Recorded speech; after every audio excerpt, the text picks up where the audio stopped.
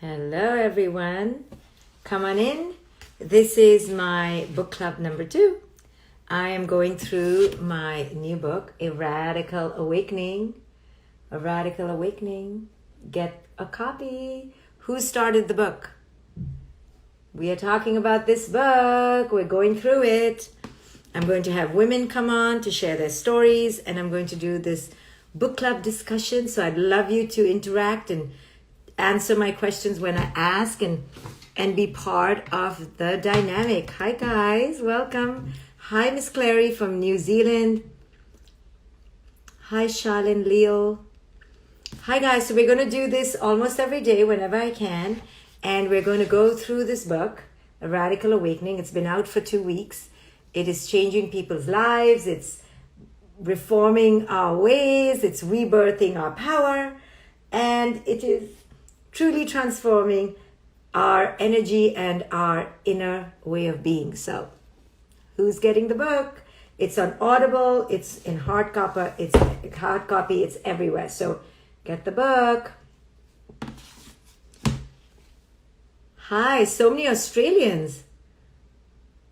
Wonderful, wonderful. Hi guys. So, in this book, A Radical Awakening, and this is book club number 2. I'm going to do many book clubs so you can understand the issues. I'm going to bring women to talk about it. So if you set your notice to getting Instagram notifications, then you can be part of my book club. So let's do this. So I start the book with a love note to my sisters before you begin this book.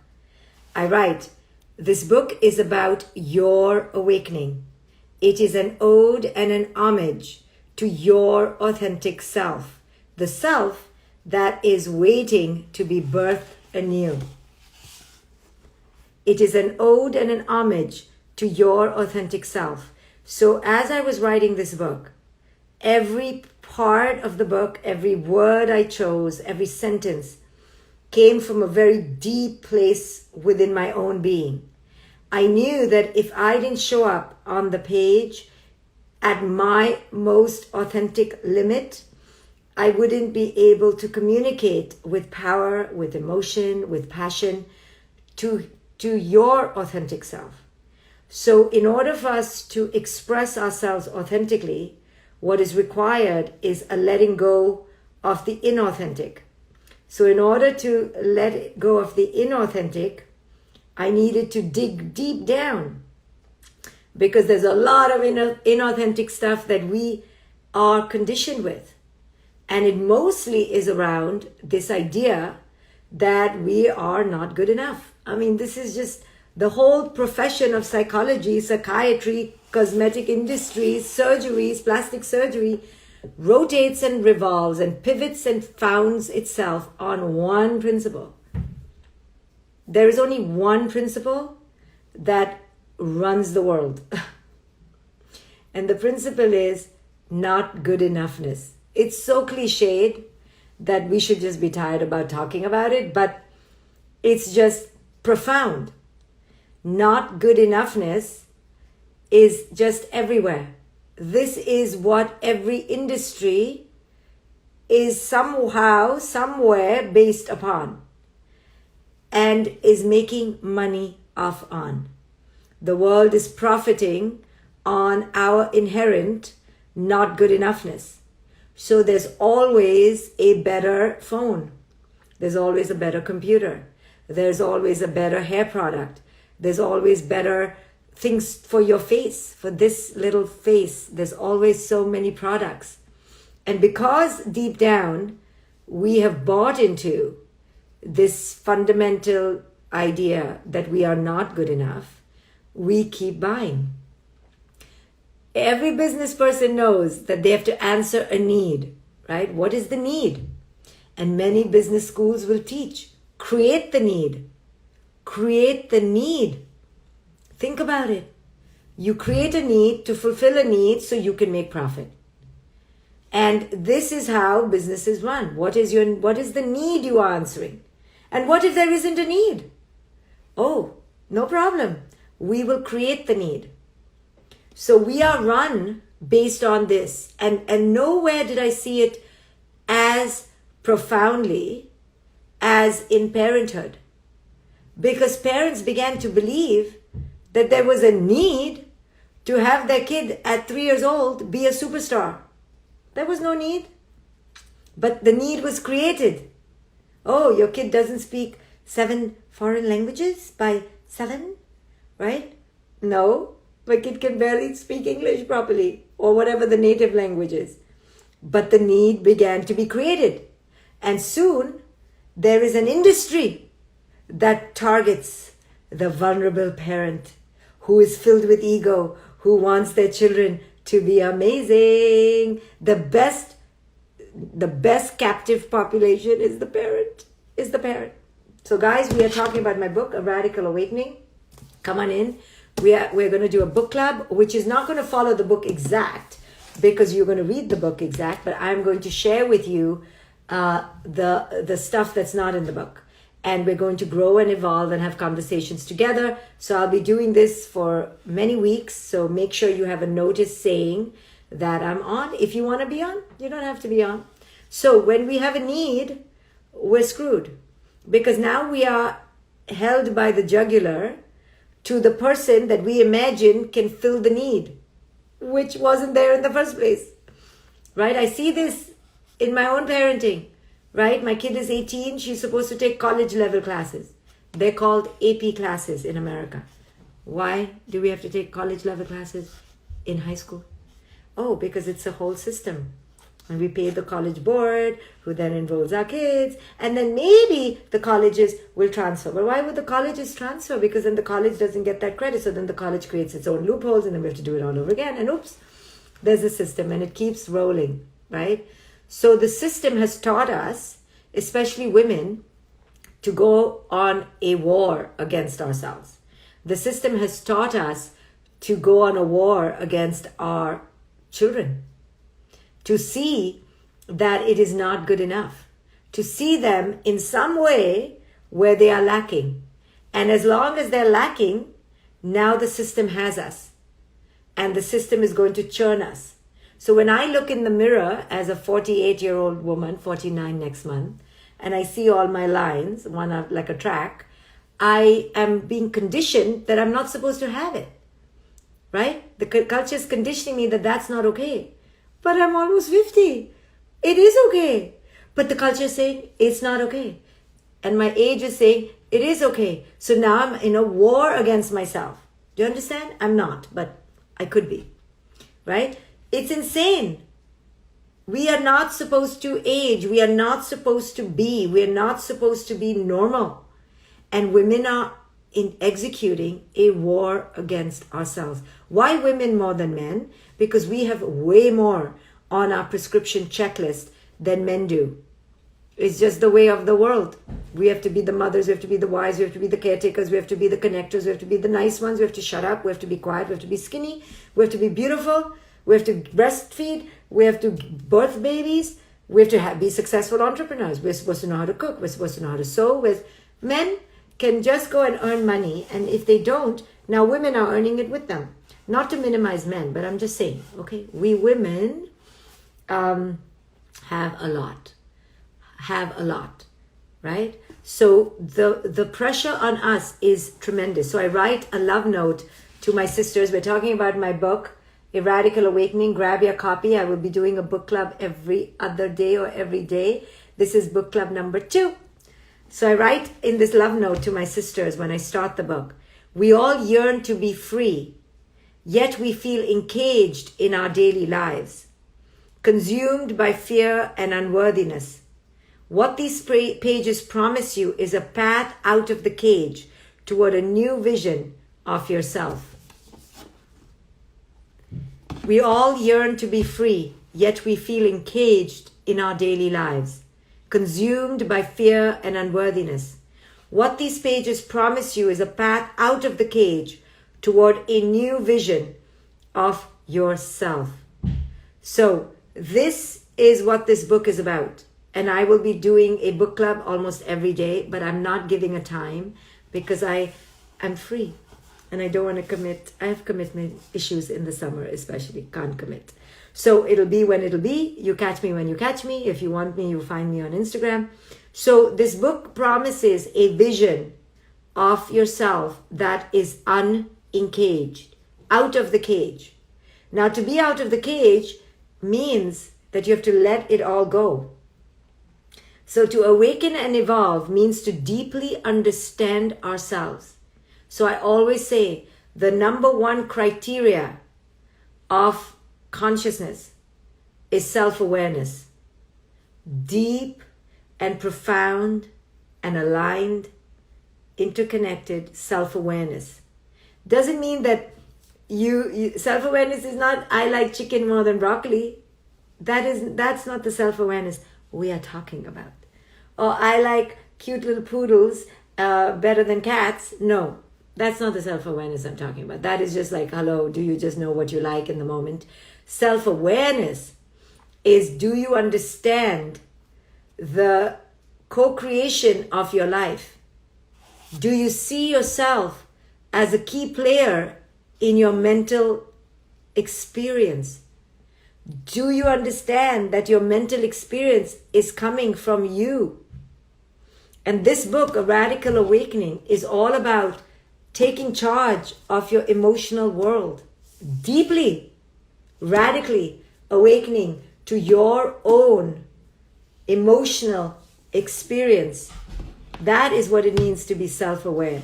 It means that there are no others out there who are responsible for your emotional experience. This is the radical part of radical self-awareness.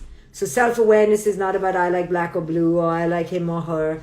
It's really at a deep level, understanding who it is you are without your label. You know, it's call me what you want. Call me anything you want. It has nothing to do with who I am at my core. And deep self-awareness is about entering your essence. It's about entering who it is you are without your job, your label, your career, your title. That is deep self-awareness. So today's talk, I want to focus on this idea of a soulmate, right? All of us want a soulmate, right? We want a buddy for our soul, right? So we go out into the world looking for a soulmate, and then we're always disappointed and upset because the soulmate is not arriving.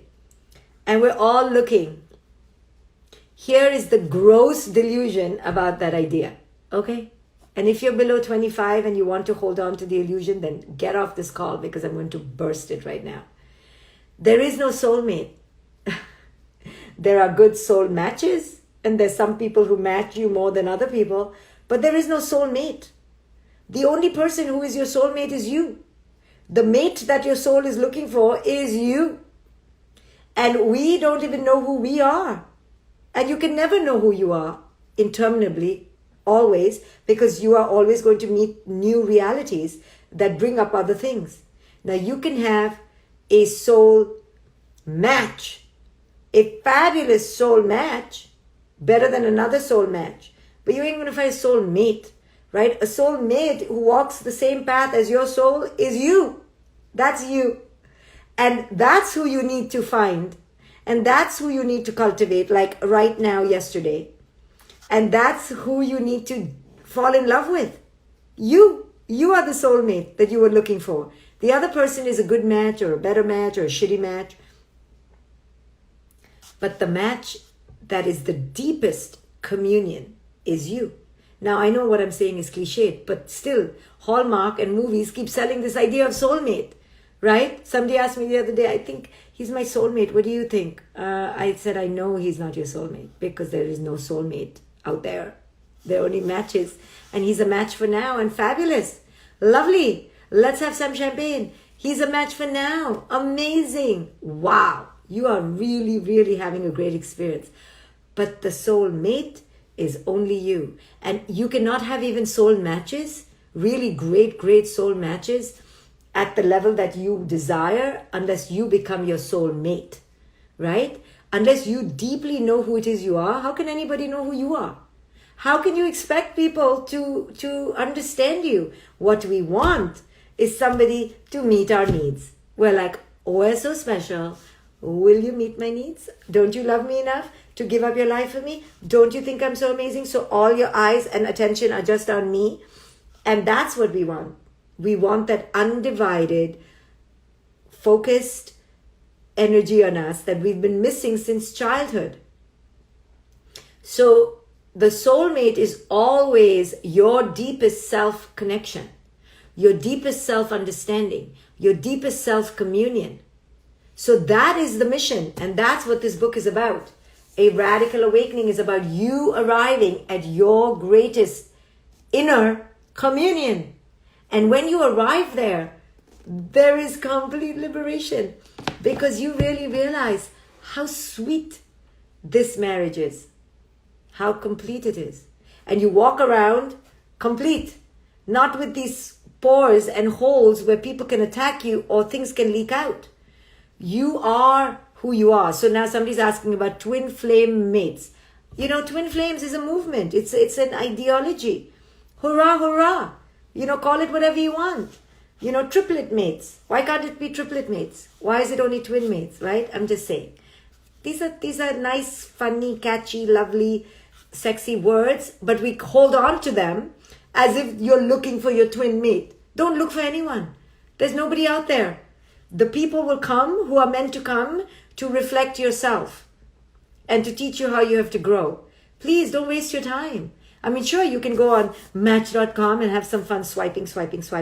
But let me tell you, at the end of the day, you will be with someone who matches your inner state. And what you allow is what you allow. And it's as simple as that. And as long as you are in need, you will compromise beyond your need. As long as you're hungry for someone to complete you, and as long as you want to be with that idea of partner and the idea of the image of the lover, you're going to really compromise and bullshit yourself because you have a need. You know how when you're hungry and you go to the grocery store, that's a bad time to go to the grocery store. I mean, how much have you spent when you're hungry at the grocery store or in Costco? Go to Costco when you're hungry. Oh my goodness. You're like first scouring the aisles for those freebies, and you're like circling the aisle, and you're like, how do I take 20? Because I'm so hungry. And then you buy everything in the freezer. Everything looks amazing, right? Because you're hungry. In the same way, psychological hunger makes you blind, you know, makes you take anything. You're like, I'm so hungry, just give me anything. And we really lower our standards, 100%. And then we just eat so fast. That's what falling in love is, guys. Falling in love. You're like, oh my God, I'm so in love. Oh my goodness. You're out of your mind. That's what's happened. Okay, that's what's happened. You're out of your freaking mind, right? Today I met a friend and she told me, don't worry, I'm not falling in love, because she knows me. And I said, very good. She's like, but it's not sexy. I go, I know. And she's like, I'm taking it really slow. I was hallelujah. Because when you're full, you eat slowly, no? When you're full, you choose. You select. You're not grabbing. You know how when you're hungry, you're like, your brains are going to blow out. You're like, give me anything right now. I want to eat right now. And then you take some junk, some really bad old food. You're like, expiration date, expired. It's okay. They're fake. And then you eat them. Eat whatever. I've done it so many times, right? You just devour. That is falling in love. There is no such thing as falling in love. Yes, there's a recognition that you met somebody who's like you. But when you're full inside, you're like, hello, nice to meet you. But you're not here, let me eat you, take me, let you eat me, I eat you, we live together, you complete me, I complete you. What is that nonsense? It comes from deep need. And it's really dangerous. You know, I have made many, many negative choices out of hunger. And same with a job. Same with friendships. It's not just lovers. It's you compromise because you want people in your life. You compromise because you want a child. Okay? So many women have compromised. They're like, I need a child. I need a child. I need a child. Okay. So you're willing to be with this person for 30 years of a child. right? One moment of copulation, 30 years with this person. Like, what are we thinking? So we don't need a child either. We don't need. What we need is ourselves. And then from that state comes all else. So Catalina asks, how do you work on that need? You grab my book and you start the work, and you have to do the inner work. If you don't do the inner work, then you can't do this. I know I'm creating a need, right? Look how I am. I'm like, you have a need, read my book. But we do have a need. That's the real need. We don't need Botox and plastic surgery. We need to do the work to come back home to ourselves. That we really need. Savannah says, I want a child. Going to head to the sperm bank. There you go. You don't want the child with the 30-year headache of the other person, yes? Think about it. This is my life, unconscious choices, waiting for your book. Take her course too. You have to get lucky and meet a good girl for you. If there's no good girl and there's no luck, okay, there is no such thing as luck, okay? What is luck? You know, Oprah defined luck as opportunity meets bloody hard work. So that when you come to the opportunity, you're ready. So that's all you have to be, is be ready. And that means you have to work on yourself. There is no such thing as some magic fairy dust that will send you your perfect partner because you're so sweet. No, it doesn't work like that. This is all about you. So what if you want a child but no husband? Yeah, you work it out with a friend maybe. You go to a sperm bank maybe. You negotiate. But you know, I would seriously go to a sperm bank. That's where science is here for you. Or adopt a child. How about that? Adopt a child. There are so many children who don't have anybody. Really, do we need to go to a sperm bank to get our special eggs because we're so amazing and our kid is going to save the world with a sperm that we don't even know? Maybe we adopt. But I'm not here to tell you what to do. I'm just suggesting that we don't know where the sperm is coming from. And before we don't know, why don't we go and like look at some cute kids who don't have parents? Maybe. Okay. Or consider why you want a child to complete yourself. Yes. 100% yes. Okay, let's go back to the book, A Radical Awakening. So to awaken and evolve means to deeply understand ourselves. This involves befriending the parts of us we may not want to see. Okay, so when I was writing this book, my first draft of the book was like, this is how you do it, and if you don't do this, then this is what will happen. And I was like with the machine gun, you know. And then I became really soft in my second draft, and I wrote, this involves befriending the parts of us we may not want to see, especially our pain. Okay, this is my way of saying, this involves getting to know who you are, okay? Pronto, right now. Do you understand? But when you're writing, you have to be gentle, you know? So you may not want to see. You definitely don't want to see this stuff. You don't want to see yourself. And you project your stuff, you put it all out there, and the other person is rude and obnoxious, and you're amazing, you're an angel, right? So we don't want to see the parts of ourselves that are in pain, incomplete. So somebody asks, you said in the book that we love with conditions. Isn't that a good thing? So conditions are great for yourself, but we have conditions for the other person.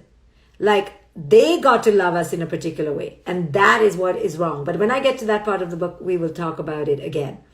So the book is available on Audible. It's available on digital, on Kindle, and in hard copy. Grab a copy and spread it to your sisters. This is a book for your mother, for your sisters, and then for your partner. Understanding our pain is painful. This is why the words and pages in this book may trigger you. I want you to know that I've been intentional with these triggers. The pain comes from dismantling old belief structures and ways of being. The feelings of shock, grief, and loss are therefore not only natural, they are pivotal for your transformation. So in this book, I dismantle you and I try to help you come back together. So it's not going to be easy. If you are looking for a book that is going to help you break out of your ceiling and shatter that ceiling and wake you up into a new vibrational awareness and vibrational frequency. This is what I wrote this book about. This is the book for you to radically awaken. If you enjoy my teachings and you wonder about them, then this is the book to delve into. So in today's book club, I just wanted to focus on the illusions we have and how dangerous coming out of need is. That we conjure up ideas like luck or soulmates or twin flames, looking for something or someone on the outside to complete us. And these needs from inside are they're desiring only one completion, one solution, one medication, and that is ourselves. But because of culture, we look outside, thinking that someone on the outside can fulfill us. I do have tea here. I talk all day, so my throat is super dry, but it is what it is. It's the hazard of the profession. But so if you are looking for a jolt of awareness, if you're looking for a jolt of courage, then we have to read books that awaken us, that remind us of who it is we are. So this book was written with that heart, with that passion. It's about dismantling who you were and rebirthing yourself into someone really powerful. There is no soulmate on the outside. There is only a soul recognition with others, but you can only recognize someone else deeply if you recognize yourself. The greatest marker of your consciousness is your own self-awareness. So that is what this book is about. And when you enter your own self-awareness, you don't overeat, you don't overdrink, you don't over betray yourself, you don't over abuse yourself. You enter into your greatest self-respect, self-honor. You don't overeat anymore. You don't overdo nothing anymore because you truly love yourself like a really precious best friend. And that's what this book is ushering you toward. That you are the most amazing person in your life is you. And you have to cherish you. Cherish your veins, your wrinkles, your white hair, your body. This is all you have. And in our prostitution to others' belief systems, we have given our power. And this book is about coming back into your own power. You've already listened to it on Audible. That's amazing. No overeating. I'm buying the book today. Yes. I know if I put, you will lose 20 pounds in the next few months after reading this book, I will sell 1 million copies, right? But it is one of the fallouts of deep self-recognition and deep self-love. When you truly become your own soulmate, you think that that's a lonely place because you don't need anyone. It is the most fulfilling place and you have too many people around you. You're like, okay, I need to be alone. And you want to get there. You want to get to that place, but you can only get there through this work, through self-growth. So grab a book and meet me here tomorrow for my book club number 3. Each day I'm going to touch upon a topic to make you think about something that comes from the book, but you still have to read the book. I'm not reading verbatim from the book. I'm just giving you little nuggets to ignite you from the book. Read the book. See you tomorrow for book club number 3. Bye, guys. It's a free book club. You're here, Justin. You don't have to join. This is the book club. It's for free. That's my gift to you to help you to awaken to yourself. Bye, guys. If you want another amazing video highlighting excellence in the Indian community, check it out right there next to me. I think you'll enjoy it. Continue to believe, and I'll see you there.